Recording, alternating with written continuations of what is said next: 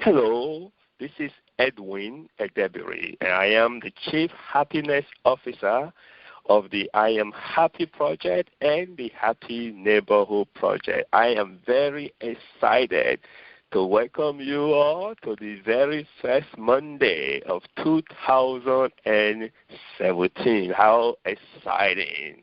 I hope you guys are excited as much as I am. One of the beautiful things about the new year, it gives you a blank canvas to paint exactly what you want for the brand new year. So it is exciting.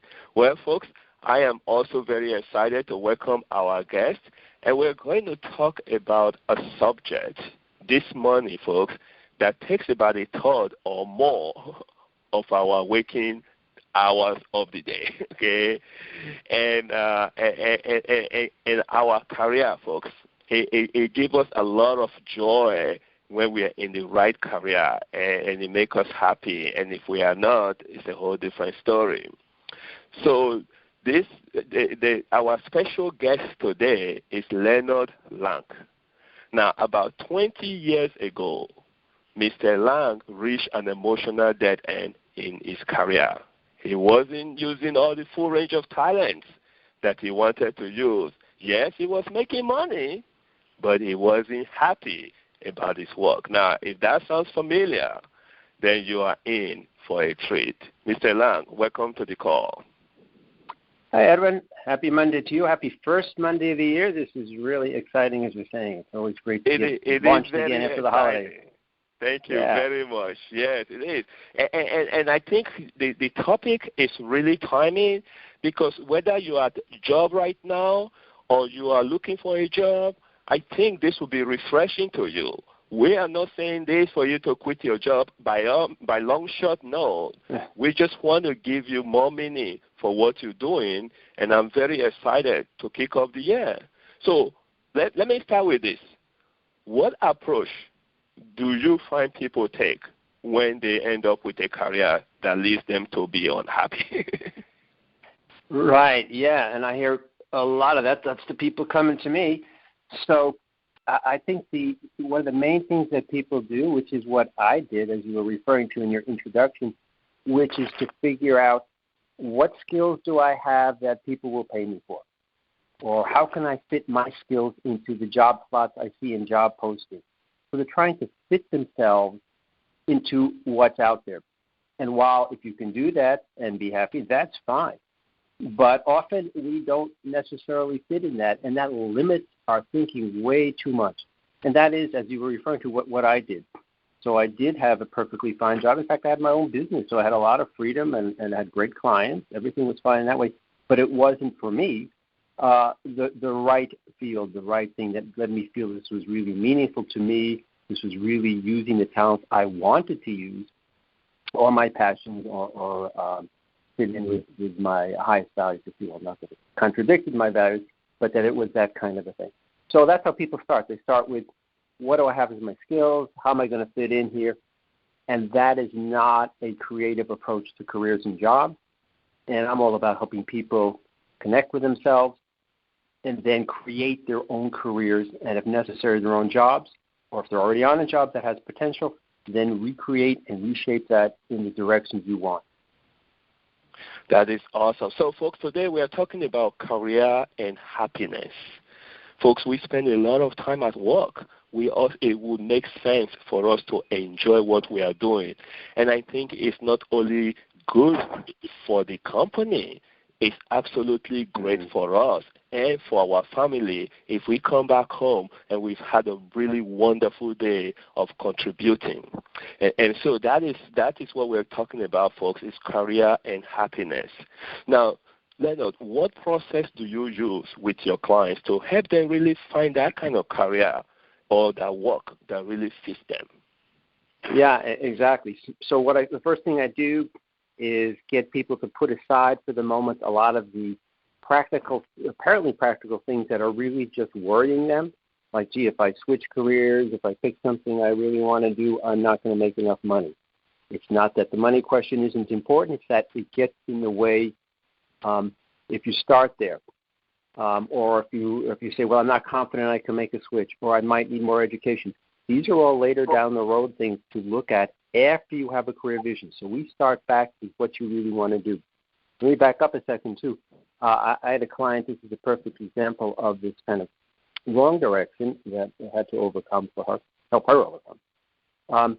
She came in and she said not happy with the work she was doing, but she had some ideas. And so she started listing them for me and sounded somewhat interested in them.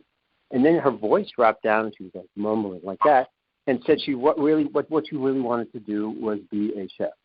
And then she said, but since that's not possible, then she started going on again. And I said, wait, but back up. What's this not possible about? Why not, And I won't get into all the details, but she was talking about the two paths to becoming a chef, and they took a lot of time and a lot of money. I said, but you need to first know what you really want to do and see how you can be creative about that before you just reject it from the sense of not yet having the skills in her case and not having the resources to do that. To make a long story short on that, she was then able to, we worked together, and so what it is she wanted to do that made her want to be a chef. So not just get stuck on the label, chef, I can't do that, but like what was exciting. And what was exciting to her was creating new recipes, having people share them and share the results of them, and have social time together, eating wonderful food. And so she realized that she did not have to do all the things she thought she had to do with culinary school and education or working her way up as a line chef starting out with, if she started her own catering business. And then she thought, well, but no, I have another big block. I don't know how to do businesses and all. But then we talked about her getting a partner, somebody else who would be excited to be in that business and would love to have somebody else who had the chef experience or the cooking experience. And I was actually shocked how well things went. So the very next session, the very next week, she came back with a partner. And so she was able to start our catering business, which she wouldn't have even looked at if she looked at, well, what skill sets do I have, how much experience I have, who's going to believe me, all of these questions. So we have to start with what we want. So that's the context. The first question we need to answer then is a who am I question. So the who am I question consists of a number of parts. Who am I is about what are my passions, what do I love to do. Then what are my values? If we don't have our values in place, then we're really off center from who we are. We do look at skills, but again, what skills do we have that we like using or want to develop, or new skills we want to be challenged by and learn? And then the last piece of that question is how do we like to work? Do we like to be the leader of the team, or is that the thing we just never really like doing? Not that we're afraid of it, we just don't enjoy it. Or like to be by myself a lot of the time. Or and I have to be moving around a lot and traveling and meeting new people all the time. What is the way you like to work, regardless of what it is you're doing? If we put those things together, we start seeing some really clear themes emerging. And then we can move on to the second question, which is, why am I doing this? What is my purpose? And here we get into the question of a sense of purpose and of meaning. And I work with clients around developing what I call a life work statement, or it's a personal mission statement. This is not a statement put on the front of the door for other people necessarily. It can be. But it's a statement that guides you, and it's a statement that says, I do whatever you do for who you're doing it. So that what? What's the impact they're having? Because that's what gives us a sense of purpose, knowing how we're contributing. You mentioned that earlier about contribution to others. How we're contributing to other people, whether it's in the place we're working, the clients, the customers, how we're contributing to a larger world. That's what sustains people, unless people really stay in jobs, even if they're challenging. Third question, what does it look like when I'm doing that purpose based on the who am I answers? So to have a day-to-day picture of this is what my job looks like when I'm doing it. So if I want to be a teacher, well, what does that actually look like? Are you working in a Montessori school? Are you working in a rural area? What is the first thing you do during the day? You have a lesson plan? Are you doing it with other people? Is the classroom big? What kind of students are there?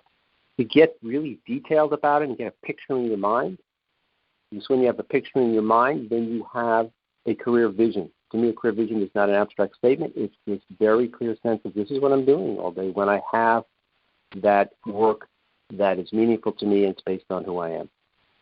At that point, we can finally go to the last question and bring back all those other so-called practical questions, such as do I need more training and such. And that's within the question, how do I achieve that vision that I had in question 3? How do I succeed? So that's the basic framework we work with. And then I don't just ask those questions. I give people fun, creative exercises to do to explore them and to explore themselves. That is awesome. Folks, we are talking about career and happiness.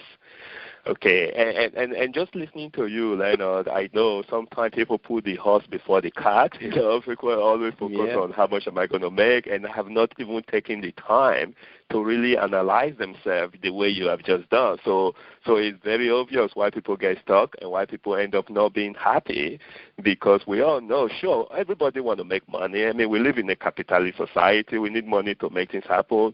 But it cannot always be the first thing you consider. You have to consider yourself first, and then you can make money. That is awesome.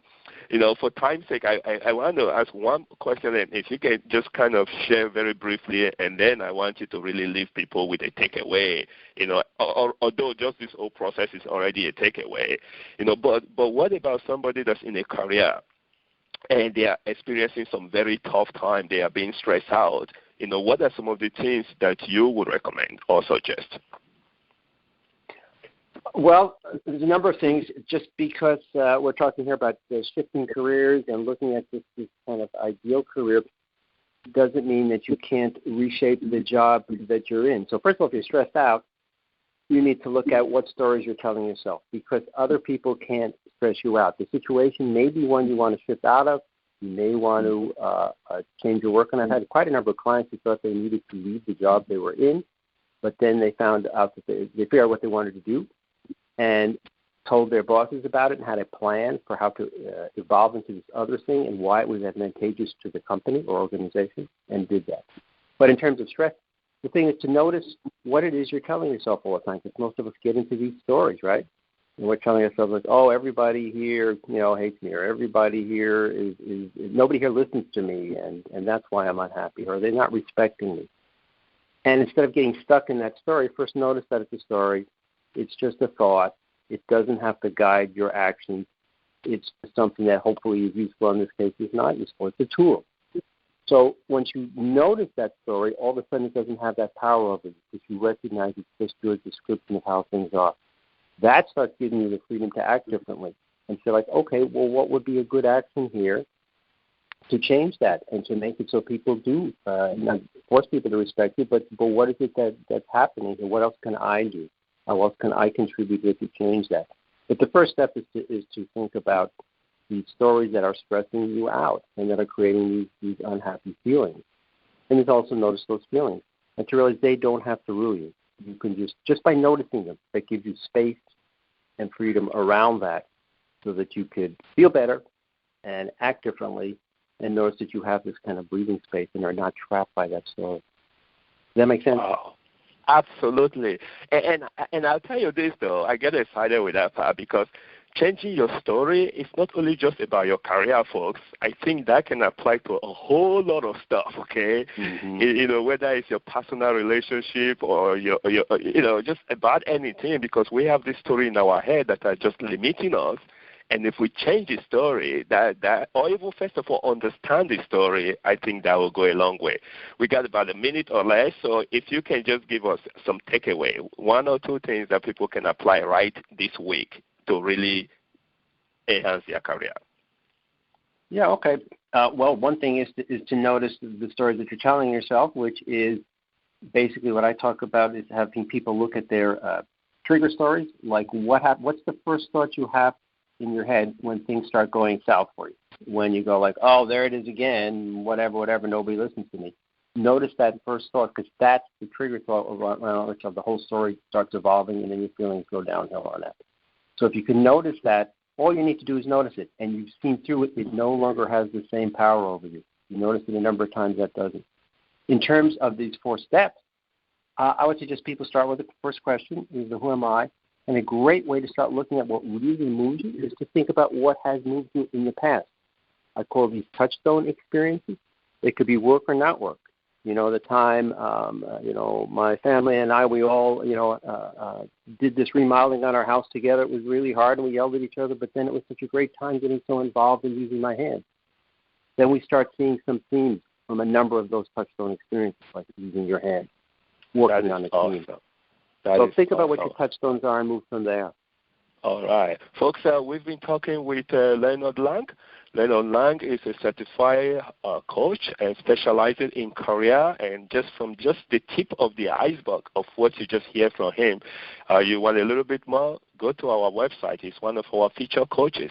Go to IamHappyProject.org and check for Leonard Lang. And if you have not downloaded our app yet, please do so. Happy Button app. Just go to happybuttonapp.com, download it, and you will see Leonard in there. And Leonard, I want to say thank you so very much for helping us out and your wisdom for this morning. Thank you, Edwin. This is really great. It's always fun talking with you. It's nice to reconnect. Absolutely. And, folks, our tradition, we got to wish each other a happy Monday, especially this is the first Monday of the year. How exciting. So I'm going to count 2, and we just wish each other a happy Monday. 1 and 2. Happy Monday. All right. Thank you all very much.